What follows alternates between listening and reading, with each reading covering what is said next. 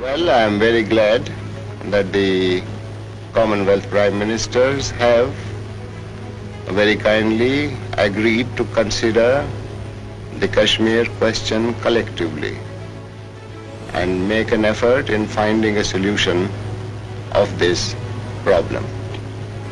And because it is my conviction that so long as the Kashmir question is not settled,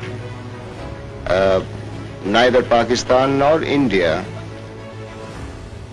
could be or would be in a position to play their proper role in the maintenance of peace in Asia.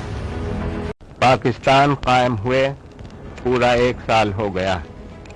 आज के दिन हम अपने मुल्क की आज़ादी की पहली सालगिरह मना रहे हैं। इस आज़ादी के लिए पाकिस्तान के बाशिंदों ने निहायत जांफशानी, मेहनत और ईसार से काम किया है। पाकिस्तान के पहले वज़ीर-ए-आज़म लियाकत अली खान को 16 अक्टूबर 1951 को रावलपिंडी के कंपनी बाग में शहीद किया गया, जिसका नाम बाद में उन्हीं के नाम पर रख दिया गया।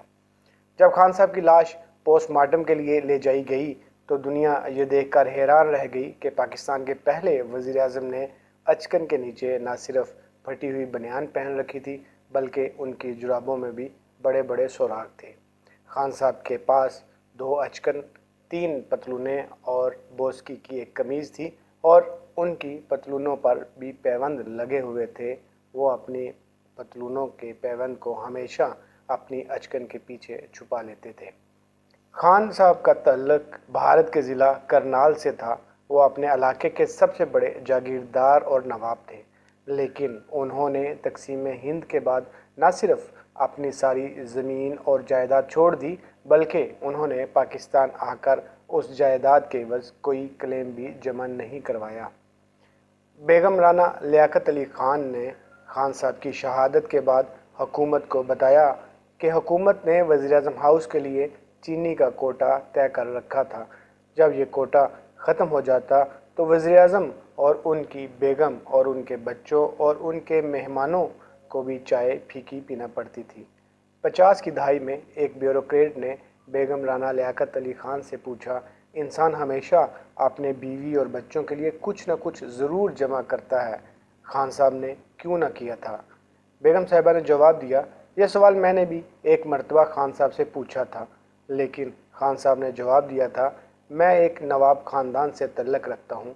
मैंने ज़िंदगी में कभी एक लिबास दूसरी बार नहीं पहना था।